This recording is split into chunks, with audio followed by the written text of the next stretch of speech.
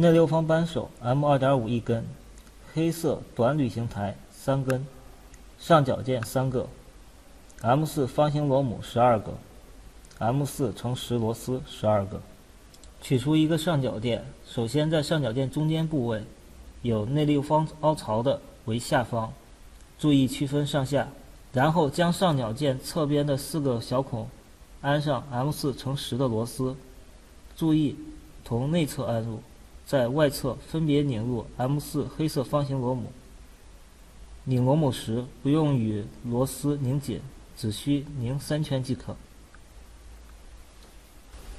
取出一根黑色的铝件，将上脚件有内六方凹槽的一面朝下放好，从上脚件的侧边插入。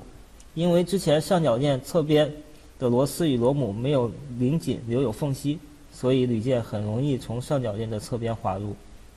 然后从上脚件的内侧用 M2.5 的内六方扳手将螺丝拧紧，然后将剩下的2个上脚件与黑色旅行台进行组装，与之前步骤相同。注意上脚件的方向，有内六方凹槽的朝下，旅行台与上脚件安装时与安装第一个是同侧即可。将之前组装好的上脚件与旅行台按视频所示放好，然后3个脚慢慢同时推进，收好之后使用 M2.5 内六方扳手将螺丝逐个拧紧，如图所示。安装皮带向导轴承，取出 M3 螺母3个， M3 乘20螺丝3个，挡边轴承6个。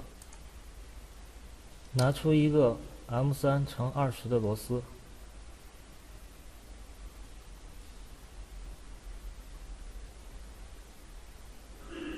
挡边轴承，请注意方向。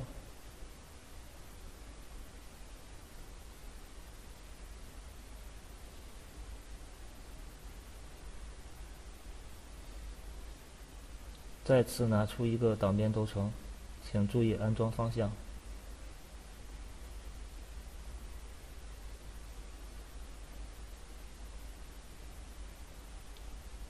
取出一个 M3 螺母，装上螺母，使用 M2.5 的内六方扳手将其拧紧。